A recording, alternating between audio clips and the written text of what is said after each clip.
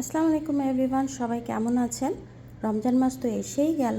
তো সকাল সকাল চলে গেলাম বাজার করার জন্য। এই বাজার কিন্তু আমার জন্য না, আমার হেল্পিং হ্যান্ডদের জন্য। সবসময় তো নিজের জন্য কেনাকাটা করাই হয়, কিন্তু হেল্পিং হ্যান্ডদের কতটুকুই বা দেওয়া হয় বলুন তো।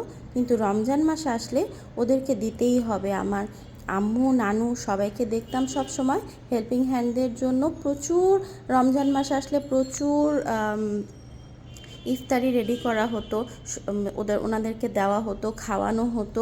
5-6 জনের জন্য ইফতার রেডি করাই হতো। কিন্তু আমরা তো এখন 2 বাচ্চা নিয়ে এগুলো করা সম্ভব না।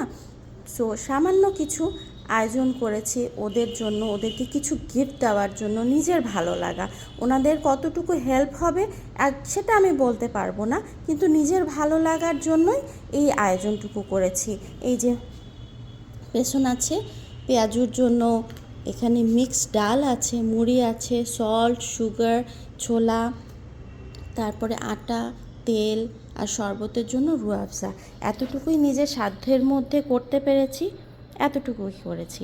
ঠিক আছে, যদি আপনারা পারেন গরিব মানুষকে হেল্প করেন।